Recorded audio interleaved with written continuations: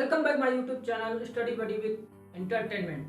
आज हम आपको आरसीसी ड्राइंग के सबसे इम्पोर्टेंट पॉइंट रिटेनिंग वॉल के बारे में बताते हैं। रिटेनिंग वॉल क्या होता है पहले ये हम जानते हैं, फिर उसके बाद आपका क्या करते हैं जो रिटेनिंग वॉल कैसे आरसीसी ड्राइंग में बनाना है आपको एग्जाम में, वो आपको उसके बारे में हम डिस्कस करेंगे। तो चलिए पहले देखते हैं हम रिटेनिंग वॉल होता क्या है, ये सबसे पहले आप जान लीजिए। रिटेनिंग वॉल आपका जो होता है कि आपको जो पदार्थ जो कोई भी ढीली पदार्थ है, यानी जैसे कोयला हुआ, मिट्टी हुआ, ये सब जितनी ढीली पदार्थ है उसे रोकने के लिए हम एक वाल बनाते हैं जिसे हम रिटेनिंग वाल कहते हैं। ढीली मिट्टी यानी कि भराव वाले जगह पे जहाँ भी हमको भराव करना रहता है किसी भी चीज़ का, जैसे कि बांधे किनारे भराव करना है, तब वहाँ पर हम रिटेनिंग वाल बना के फिर हम मिट्टी का भराव कर सकते हैं। तो रिटेनिंग वाल में जो बनाते हैं उसके कुछ पार्ट्स भी होते हैं। तो रिटेनिंग वाल बनाने के जो पार्ट्स हो रहे हैं उसके पार्ट्स के बारे में देखिए। आपको जो सामने दिखाई दे रहा है एक रिटेनिंग वाल है, ये आपको एक रिटेनिंग वाल का जो पहला पार्ट होता है, सबसे इम्पोर्टेंट पॉइंट, पहला पार्ट आपका जो है वो है आपका स्टेम, यानी कि जो ये वर्टिकली आपका दिखाई दे रहा है, ये आपका वर्टिकली पार्ट दिखाई दे रहा है, उसको बोलते हैं स्टेम। क्या? स्टेम। और दूसरा पार्ट जो इसका होता है उसको हम बोलते हैं टो। ये आपका जो पार्ट होता है, यानी कि जिधर भी आपको क्या कहते हैं आपको भराव नहीं करना है, यानी कि भराव वाले पार्ट फेस की पीछे वाला जो भाग होता है उसे हम टो बोलते हैं। और तीसरा का जो पार्ट होता है उसे हम बोलते हैं हिल। हिल किधर का होता है? हिल जिधर हमको मटेरियल भरना रहता है, इस पार्ट को हम हिल बोलते हैं, यानी कि इधर की साइड से हम मटेरियल भरते हैं। यानी कि हमको जब बंधे किनारे कहीं भी अगर हमको पदार्थ भरने हैं, मटेरियल कुछ ढीली मिट्टी भरने हैं, उधर की तरफ जो फेस होगा रिटेनिंग वाल का उसे हम बोलते हैं हिल। हिल हो गया। अब तीसरा पार्ट और चौथा पार्ट जो इसका है, चौथा होता है कवर। कवर जो आपका होता है वो 50 से 70 mm तक का कवर देता है। कवर तब आपको देता है जब, क्योंकि आपको किसी भी स्ट्रक्चर में आप बनाते हैं तो उसमें रेनफोर्समेंट डाल देती है। रेनफोर्समेंट जब डालेंगे, रेनफोर्समेंट डालने के लिए आप कवर देता है, यहाँ का कवर इस पे देता है क्योंकि वहाँ पर आपको कंक्रीट आपका जो हो सके वो आपको आराम से डाल सके। अब चौथा पार्ट हो गया। अब इसके बाद एक पार्ट होता है वो एक्सपेंशन के लिए होता है, जहाँ आपको बड़े रिटेनिंग वाल की जरूरत होती है, वहाँ पर आप एक्सपेंशन जॉइंट भी देते हैं। एक्सपेंशन जॉइंट देने के बाद आपको उसके बाद इसमें आपको जो रिटेनिंग वाल आपका, इसमें एक और भी इम्पोर्टेंट पॉइंट है जो आपको आरसीसी ड्राइंग बनाते टाइम भी ध्यान रखनी पड़ेगी। तो सबसे इम्पोर्टेंट पॉइंट आपका है जो क्या करते हैं, जो आपको हिल की तरफ वाला जो फेस होता है ये आपका 90 डिग्री होता है। हिल की तरफ वाला जो फेस बनेगा वो आपका 90 डिग्री, और जो दूसरा टो की साइड वाला जो आपका पार्ट होगा, उस जो फेस होता है उसे हम ये स्लोपी बनाते हैं। जो आपका होता है ये स्लोप होता है थोड़ा सा, ये जो एंगल है ये आपका स्लोपी होता है, यानी कि ये वाला 90 डिग्री और टो के साइड वाला आपका टोपी बनाया जाता है। अब इसके बाद एक चीज और ध्यान रखिए कि इसमें क्या करते हैं, सबसे इम्पोर्टेंट पॉइंट एक है, आपको नोट भी करना चाहिए कि जो इसमें डिस्ट्रीब्यूशन बार दी जाती है, डिस्ट्रीब्यूशन बार आपको टो की साइड जो आपको होती है, ये सब डिस्ट्रीब्यूशन बार है आपको नीचे की साइड दिया जाता है। यानी कि यहाँ ऊपर टो साइड में आपको डिस्ट्रीब्यूशन बार अगर आपको देना है तो टो साइड में आपको डिस्ट्रीब्यूशन बार नीचे की तरफ देते हैं, और जबकि हिल साइड में जो आपका होता है वो आपको ऊपर की साइड दिया जाता है। यानी कि मेन रेनफोर्समेंट जब डालेंगे, मेन रेनफोर्समेंट आपके नीचे आंख पड़ेगी और इसी के साथ वर्टिकली उसके परपेंडिकुलर ऐसे आपको क्या कहते हैं डिस्ट्रीब्यूशन बार देंगे, और वही चीज़ यहाँ पर भी ऊपर की साइड हिल साइड में देते हैं। अब चूंकि इसके जो क्या कहते हैं, अगर हमको रिटेनिंग वाला को 6 से 8 मीटर से अधिक बड़ा बनाना है तो उसके क्या करते हैं, उस टाइम में आपको जो स्टेम और बेस है इसका जो बेस होता है उसके जंक्शन पे आपको क्या करते हैं बेंडिंग मोमेंट अधिक होता है। जब बेंडिंग मोमेंट अधिक होगा और आपको 6 से 8 मीटर से अधिक आपको रिटेनिंग वाल बनानी रहती है, तो उस कंडीशन में आपको क्या कहते हैं, तो आपको क्रॉस वर्टिकल वाल बनाई जाती है। क्रॉस वर्टिकल वाल बनाई जाती है। क्रॉस वर्टिकल वाल अगर आपको क्या कहते हैं, ये अगर क्रॉस वाला वर्टिकल वाल बनाएंगे, अगर वो टो साइड में होता है उसको हम बोलते हैं बटरेस। क्या चीज? बटरेस वाल। और जब ये आपको क्या कहते हैं, वही अगर हिल के साइड आपको बनाते हैं रिटेनिंग क्रॉस वर्टिकल वाल, तो उसे हम बोलते हैं काउंटर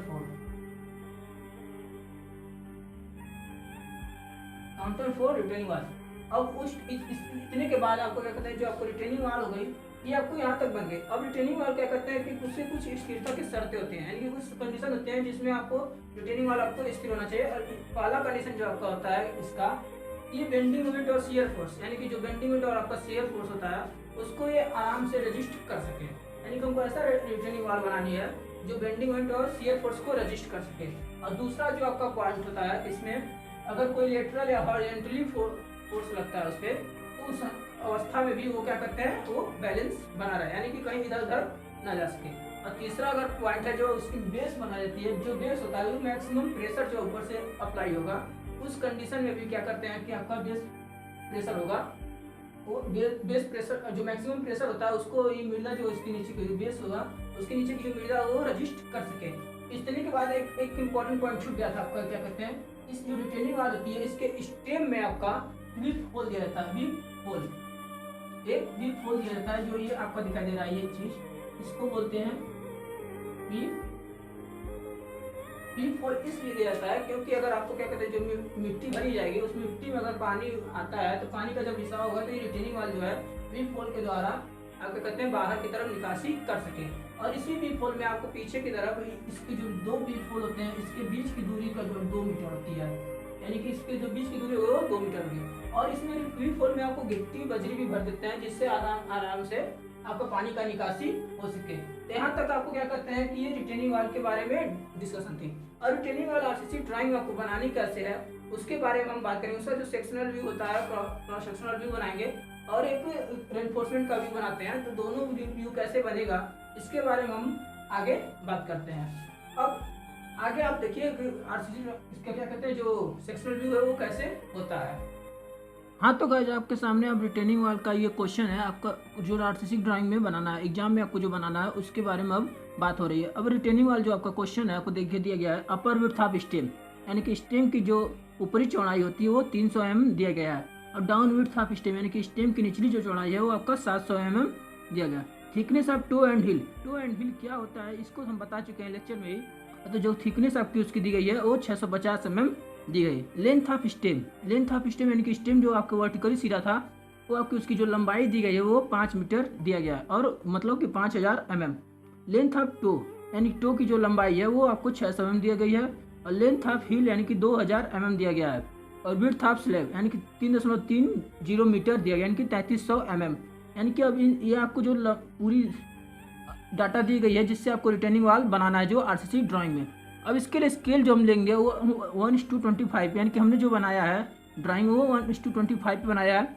आप कोई भी स्केल ले सकते हैं तो आपको पता ही है, लेकिन आपको ऐसा स्केल लेना है जिससे ड्राइंग शीट पे अच्छा से अच्छा फिगर बने और आप और भी ज़्यादा फिगर आप बना सकें जिससे आपको एग्जाम में जल्दी से जल्दी काम हो सके। हाँ तो अब इसका हम जो क्या कहते हैं क्रॉस सेक्शनल व्यू और एक लॉन्गिट्यूडनल व्यू बनाते हैं, यानी कि जो आपको एग्जाम में जब भी रिटेनिंग वाल बनाने तो इसका या तो क्रॉस सेक्शनल व्यू और लॉन्गिट्यूडनल व्यू बनाया जाता है। लॉन्गिट्यूडनल व्यू का मतलब ये आपका जिसमें स्टील बार को दिखाया जाता है, और क्रॉस सेक्शन में आपको पूरा क्रॉस सेक्शन क्या होता है इसके बारे में आपको पता ही है सब कुछ। तो हम अब चलते हैं कि अब इसका कैसे क्रॉस सेक्शन और लॉन्गिट्यूडनल सेक्शन बनेगा उसके बारे में बात करते हैं। हाँ तो गाइस अब आपको क्रॉस सेक्शन और लॉन्गिट्यूडनल सेक्शन बन दिखाई दे रहा है आपके सामने। ये आपका जो है क्रॉस सेक्शन बनाया गया और ये लॉन्गिट्यूडनल सेक्शन। क्रॉस सेक्शन में आपको सब कुछ दिखाई दे रहा है, जबकि लॉन्गिट्यूडनल सेक्शन में आपको केवल बार को ही दिखाया जा रहा है। अब क्रॉस सेक्शन में देखिए कैसे बनता है। क्रॉस सेक्शन आपका जो दिया गया था वो बेस स्लैब दिया गया, रिटेनिंग वाल का जो बेस स्लैब है वो आपको कितना बना दिया गया था 3300 mm, यानी कि उसकी जो विड्थ थी स्लैब की वो 3300 दिया गया था। तो जब 3300 को आप 25 से डिवाइड करेंगे तो 1302, यानी कि ये जो लंबाई आपकी है ये 1302 है। अब टो एंड हिल की जो दी गई थी, टो एंड हिल की जो 650 mm दिया गया था थिकनेस उसकी, तो जब उसको डिवाइड करेंगे तो आपको जो 650 होगा वो 2.6 सेंटीमीटर, यानी ये आपका 2.6 हो गया और ये आपका 3300 mm है, यानी कि डिवाइड करेंगे तो 1302 सेंटीमीटर। अब इसके बाद आपको स्टेम की लंबाई दी गई थी। स्टेम की लंबाई जो आपको 5 मीटर दिया गया था, 5 मीटर आप जब डिवाइड करेंगे तो टोटली आपको 20 सेंटीमीटर आपको मिलेगा, यानी कि ये आपको वर्टिकल वाली लंबाई आपको 20 सेंटीमीटर। अब आपको ये भी बताया गया था लेक्चर में कि आपका जो हिल की तरफ होता है वो आपको वर्टिकल और टो की तरफ आपका जो होता है साइड वो आपका स्लोपी होता है, यानी कि ये जो आपको है दिखाई दे रहा है ये आपका होता क्या कि ये आपका वर्टिकल है और इधर वाली जो साइड है वो आपकी स्लोपी है। अब इसके बाद आपको इतना आपको तैयार होने के बाद और जो एक चीज़ और भी स्टेम में, स्टेम की जो ऊपरी चौड़ाई दी गई थी यानी अपर विड्थ ऑफ स्टेम दिया गया था वो 300 mm, यानी जब 300 mm को आप डिवाइड करेंगे तो आपको 1 पॉइंट समथिंग आएगा जो आपको ये दिया गया है। और इसके बाद यहाँ पर आपको है ये 700 mm दिया गया था, यानी कि ये जो है ये 700 mm दिया गया था। जब 25 से डिवाइड करेंगे तो आपका ये आ जाएगा, क्या कहते हैं कि 2.8 सेंटीमीटर, यानी कि ये आपको हो गया 2.8, ये 2.8 हो गया। और आपका जो ये 300 mm वाला है आपका ये क्या कहते हैं 1.2, ये आपका 1.2 और ये 2.8 सेंटीमीटर। अब इतना आपका ये तैयार हो गया। अब इसके बाद इसमें रेनफोर्समेंट की जाती है। जब इसको कंक्रीट का बनाएगा, कंक्रीट बनाएंगे तो रेनफोर्समेंट नहीं डालेंगे, जबकि अब आरसीसी का बना रहे हैं तो ये आपका क्या कहते हैं कि इसमें अब रेनफोर्समेंट डाल। अब रेनफोर्समेंट देखिए कैसे क्या डाला था उसको देखिए। अब रेनफोर्समेंट आपको ये जो डाली गई है, आपको ये जो दिखाई दे रही है वर्टिकल वाली डार्क लाइन, ये आपको क्या कहते हैं रेनफोर्समेंट है, मेन बार है ये आपका मेन बार। मेन बार आपका जो डाला गया है वो क्या कहते हैं 20 mm डाया की 500 mm सेंटर टू सेंटर। इसमें एक चीज़ और ध्यान दिया जाता है कि क्या कहते हैं जो आपको मेन बार डाला जाता है ऊपर से कर्टल कर दिया जाता है, यानी कि नीचे से बेंडिंग मोमेंट बढ़ता जाता है। यानी आपको यहाँ पता लेक्चर में बताते हैं कि आप यहाँ पर जंक्शन तक आते थे बेंडिंग मोमेंट बहुत अधिक हो जाता है, जिससे आपको नीचे के भागों में अधिक से अधिक रेनफोर्समेंट डाली जाती है। उसके बाद धीरे धीरे ऊपर आपको एक साइज से काटते चले जाते हैं। इसके लिए भी होता है जो आपको देखिए अब यहाँ से आपको जो रेनफोर्समेंट यहाँ तक की है ये वाली रेनफोर्समेंट जो डाली गई है, जबकि चूँकि सब रेनफोर्समेंट एक साथ है इसलिए आपको पूरा एक साथ दिखाई दे रहा है, लेकिन आपको ये जो देखिए आपको एंगल बनाया गया है ये आपका क्या कहते हैं कि यहाँ से कर्टल किया गया है, यहाँ से भी कर्टल है, तो यानी कि यहाँ पर जो ये वाली इतनी दूरी है ये आपको इसमें रेनफोर्समेंट अधिक से अधिक डाला गया है। अब इतना जब रेनफोर्समेंट डाला गया तो अब देखिए ऊपर से क्या होता है कि जो पहला जो आप बार कर्टल करते हैं यानी कि वो आपको क्या कहते हैं 0.5 H पे कर्टल करते हैं, यानी H यानी कि स्टेम की टोटली लंबाई को 0.5 से जब इंटू कर देंगे तो आपको जितना भी आएगा वहाँ से आपको कर्टल कर देना, यानी कि यहाँ से यहाँ तक आपको 0.5 के यहाँ तक कर्टल होता है, यानी कि 2.5 मीटर। इस क्वेश्चन में आपको 2.5 मीटर हुआ। अब उसके बाद आपको फिर ऊपर से ही साइज लेते हैं तो कर्टल करने के लिए तो 0.75 H लेते हैं।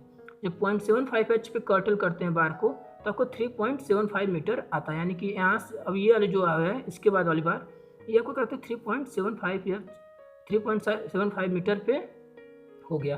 3.75 को आप क्या कहते हैं जब 25 डिवाइड करेंगे जो साइज आएगी वही साइज होती है, तो यानी कि अब यहाँ से हो गया। इसके बाद यानी कि आपको ये होता है कि जो मेन रेनफोर्समेंट डाली जाती है उसको बेंडिंग मोमेंट जहाँ से अधिक होती है वहाँ पर अधिक से अधिक रेनफोर्समेंट डाली जाती है। और एक चीज़ और ध्यान देखिए इसमें जो रेनफोर्समेंट डाली गई है यहाँ पर देखिए 500 mm सेंटर टू सेंटर, यानी कि ऊपर जो रेनफोर्समेंट है वो 500 mm पे है, सेंटर टू सेंटर आपको डाला गया यानी कि 2 सेंटीमीटर के करीब। उसके बाद जो आपको दूसरी रेनफोर्समेंट है 22 mm की ही है, डाया तो आपको 22 mm है लेकिन उसकी जो सेंटर टू सेंटर है वो 250 mm, यानी कि कर्टल करने के बाद यानी कि यहाँ पर जो ये वाली रेनफोर्समेंट है वर्टिकल है यहाँ पर आपको इसके बाद जो रेनफोर्समेंट आपको दिखाई देगी वो आप फ्रंट व्यू में आपको क्या कहते हैं वो मेन बार्स होगी 500 mm पे होगी, क्योंकि जब यहाँ पर आपको जो रेनफोर्समेंट दिखाई देगी वो 250 mm पे होगी। उसके बाद आपको क्या कहते हैं कि उसके बाद फिर नीचे आप आते हैं तो जो मैंने रेनफोर्समेंट डाली थी 20 mm डाया की वो आपको 125 mm सेंटर टू सेंटर, यानी कि अभी नीचे वाली जो बार होगी इसमें आपको 125 सेंटर टू सेंटर होगी। अब उसके बाद इतना होने के बाद आपको ये मेन रेनफोर्समेंट का हो गया। अब इसके बाद हम डिस्ट्रीब्यूशन बार डालते हैं, जो कि डिस्ट्रीब्यूशन बार हम जो स्लैब में भी और स्टेम में दोनों एक बराबर ही डालते हैं और उसकी जो एक दूसरे के बीच की दूरी रखते हैं वो भी सेम है। तो अब यहाँ पर आपको जो दिखाई दे रहा है डिस्ट्रीब्यूशन बार आपको यहाँ पर दिखाई दे रहा है, ये सब पॉइंट वाले डिस्ट्रीब्यूशन बार होते हैं। डिस्ट्रीब्यूशन बार आपको क्या डाला गया है 10 mm 250 mm centre to centre, यानी कि 10 mm डाया की है और 250 mm सेंटर टू सेंटर, यानी कि ये एक रेनफोर्समेंट और इस रेनफोर्समेंट के बीच की दूरी 250 mm है, लेकिन स्केल से आपको ये 1 सेंटीमीटर होगा, यानी कि टोटली ये रेनफोर्समेंट डाल दी गई है सब में जगह। ये आपको डिस्ट्रीब्यूशन बार आपको पॉइंट सब दिखाई दे रहा है। अब इसके बाद हम बात करते हैं कि ये जो आपको किनारे ये अब देखिए 70 mm का कवर दिया गया है, 70 mm का आपको कवर दिया गया है। जो 70 mm का कवर दिया गया तो जब 25 से डिवाइड करेंगे तो 2 पॉइंट समथिंग mm आएगा, तो उसको अब ये आपको कवर दे दिया गया। कवर तो इसीलिए दिया जाता है क्योंकि उसको कंक्रीट और वहाँ पर कंक्रीट आपको डाली जा सके सही से आसानी से। उसके बाद अब फिर आप बेस स्लैब में भी अब रेनफोर्समेंट डालते हैं।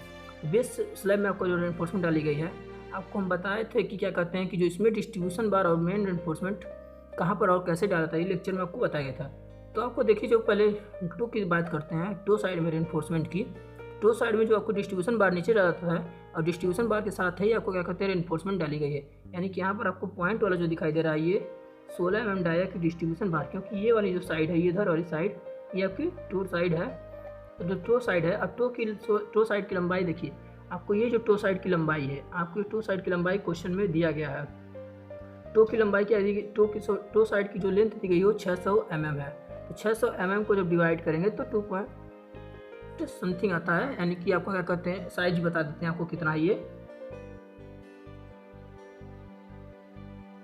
24 mm, यानी कि ये आपकी 2.4 सेंटीमीटर हो गया। और ये हिल साइड का है जो 2000 mm है। जब 2000 mm को 25 से डिवाइड करेंगे, आपको 2000 को आप 25 से डिवाइड करने के बाद आपका 80 mm यानी कि 8 सेंटीमीटर, यानी कि ये जो लंबाई है आपकी वो 8 सेंटीमीटर हो गई। यानी कि हील और टो की आपको कहते लंबाई तो हो गया। अब रेनफोर्समेंट की भी बात कर लेते हैं। जो रेनफोर्समेंट देखिए आपको डाली गई है, ये आपको टो साइड है कि हिल की तरफ भी थोड़ा सा बढ़ा गया है। हिल की साइड जो हम बढ़ाते हैं रेनफोर्समेंट वो 300 mm बढ़ाते हैं।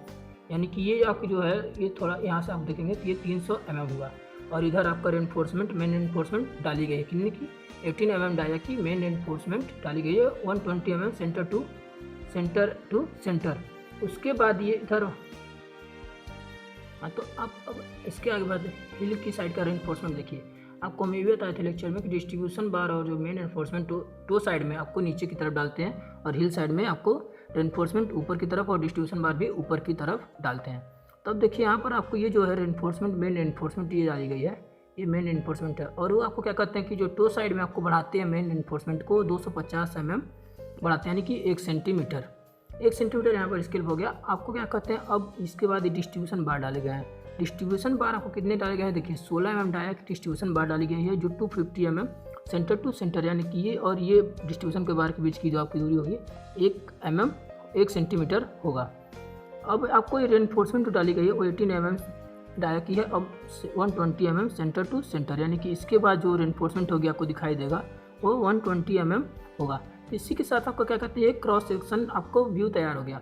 अब एक चीज़ और ध्यान देखिए, अब रेनफोर्समेंट आपको हम इसके बारे में नहीं बताया है। तो ये रेनफोर्समेंट आपको क्या कहते हैं जो डाली गई है ये अपने से बनाते हैं, क्योंकि ये नीचे आके कहीं भी ज्वाइंट करना ही है, तो इसलिए इसको हम क्या कहते हैं रेनफोर्समेंट अपने से ये बना दिए। और यहाँ पर ये इस रेनफोर्समेंट को आगे बढ़ा के इस तरह से ये जब और इसके बाद एक रेनफोर्समेंट ये अपने से किए हैं। तो इतना ये करने के बाद ये जो देखिए अभी जो चीज़ें हैं जब आपको 3D व्यू दिखाई देगा तो ये टोटली ये एक दूसरे में ज्वाइंट दिखाई देंगे, तो और ये इसमें भी ये ज्वाइंट दिखाई देगा, यानी कि एक दूसरे से जकड़ के रखे। इसी के लिए हम इसको सब बनाए हुए हैं ये रेनफोर्समेंट। तो ये मेन इसमें क्या कहता है ये रेनफोर्समेंट था हिल साइड में, और टो साइड में कितना बढ़ाते हैं इसकी बात थी। और जो क्या कहते हैं ये आपको 250 mm ये हर जगह आपको बढ़ाने हैं। जब भी आप रिटर्निंग में बढ़ाएंगे तो 250 mm ही आपको टो साइड में बढ़ाते रहेंगे। और हिल साइड में ये जो आपको बढ़ाया गया है टो की जो रेनफोर्समेंट थी हिल साइड में जब बढ़ाते हैं तो 300 mm या 500 mm बढ़ाते हैं। तो अब यहाँ पर आपको रेनफोर्समेंट हो गई और ये हर एक चीज़ आपको क्लियर हो गया। तो हर एक चीज़ आपको बता दिया। और ये कर्टेल, अब कर्टेल बार जो हम किए थे तो आपको हम बताए थे। अब इसको इसी चीज़ को जब हम स्टील बार को हम सेक्शनल व्यू बनाते हैं, स्टील बार जिसमें दिखाते हैं उसमें आपको एक कर्टेल का मेन काम कर्टेल बार का दिखाना होता है। तो कर्टेल बार अब आपको जो ये दिखाई दे रहा है ये वाला व्यू, ये आपका क्या कहते हैं लॉन्गिट्यूडनल सेक्शन होता है, जिसमें आपको केवल रेनफोर्समेंट दिखाई देगा। अब जो रेनफोर्समेंट दिखाई देगा अब देखिए क्या है, ये आपको ये जो बॉक्स है ये बॉक्स आप इसी के तरीके से इसी का प्रोजेक्शन लेंगे। जब ये रेनफोर्समेंट जो है कि हम रेनफोर्समेंट दिखा रहे हैं तो ये जो है इसी का प्रोजेक्शन है। ये लंबाई आप कुछ भी रख सकते हैं, इसमें कोई दिक्कत नहीं है। और ये भी आपको दिक्कत नहीं है क्योंकि ये जिगजैग किया गया तो ये दीवार बहुत बड़ी है इसलिए इसको जिगजैग कर दिए हैं। तो ये आपको इतना तो क्लियर हो गया। अब रेनफोर्समेंट की बात करते हैं। देखिए ऊपर से जो आप ये प्रोजेक्शन करके आपको सारा काम करना है। देखिए अब यहाँ से आपको ये जो यहाँ तक आपका था ये ऊपर से कितना करना था 0.75 H यानी 3.75 मीटर पे था। तो जो भी आपका 3.75 मीटर बदलने के बाद आपके स्केल पे जितना होता है उतनी दूरी पे आपको ये कर्टल करते चले जाना है, यानी कि ये रेनफोर्समेंट आगे नहीं अब जाएगी। और नीचे भी आपको ये बेंडिंग मोमेंट बढ़ते चला जाता है, इसलिए नीचे की तरफ ज़्यादा से ज़्यादा रेनफोर्समेंट डाली जाती है। तो ये आपको जो धीरे दी गई है ये आपको क्या कहता था देखिए मेन बार यहाँ पर डाली गई थी। देखिए इसलिए सब जगह अलग अलग सेंटर टू सेंटर था। 500 mm था, यानी 500 इस वाले और इस वाले बार के बीच की दूरी आपको 500 mm है, यानी कि 2 सेंटीमीटर। उसके बाद नीचे फिर आपको हम ऊपर से बताए थे कि ऊपर से फिर नीचे आते हैं 3.75 H पे फिर रेनफोर्समेंट को काटते हैं। आपको ये रेनफोर्समेंट जब कर्टेल इसलिए किया जा रहा है क्योंकि आपको रेनफोर्समेंट जितना कम लगाएंगे उतना आपका कॉस्ट बचेगा, इसीलिए 3.75 H पे आपको फिर रेनफोर्समेंट काट दी गई है। यानी यहाँ पर आपको जो दिखाई दे रहा है ये सारा ये रेनफोर्समेंट फिर से काटा गया है। तो यानी कि ये जो आपकी दूरी है ये 250 mm है, ये 250 mm है एक दूसरे के बीच की दूरी। और मेन बार ये तो यानी कि ये भी आपको जो है 22 mm डाया की ही है। सारे इसमें जो बार दिखाए गए हैं 22 mm डाया की हैं। और ये दो बीच की दूरी क्या दिया गया था उसमें देखिए, इसमें आपको जो दूरी दी गई थी 250 mm दिया गया था और यहाँ पर आपको 500 mm, इसके बाद आपको 125 mm।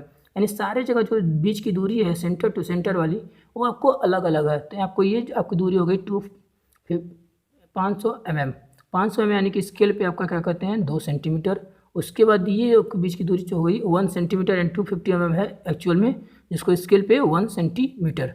उसके बाद ये आपको जो दूरी होगी 0.5 होगी, 0.5 सेंटीमीटर। तो यह कोई बार कर्टल करने का एक ही मकसद था कि आपको रेनफोर्समेंट कम से कम यूज करें जिससे कॉस्ट बच जाए।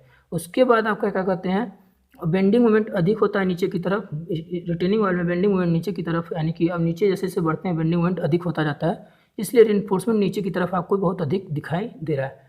तो इसी के साथ आपका क्या कहते हैं रिटेनिंग वाल खत्म होता है, जो बहुत इंपॉर्टेंट टॉपिक था। और आपका इसका क्रॉस सेक्शन और लॉन्गिट्यूडनल सेक्शन दिखाई देता है। क्रॉस सेक्शन और लॉन्गिट्यूडनल सेक्शन को अब बहुत से लोगों ने अलग अलग नाम से भी बोलते हैं, लेकिन इसका मेन नाम क्रॉस सेक्शन और लॉन्गिट्यूडनल सेक्शन ये है।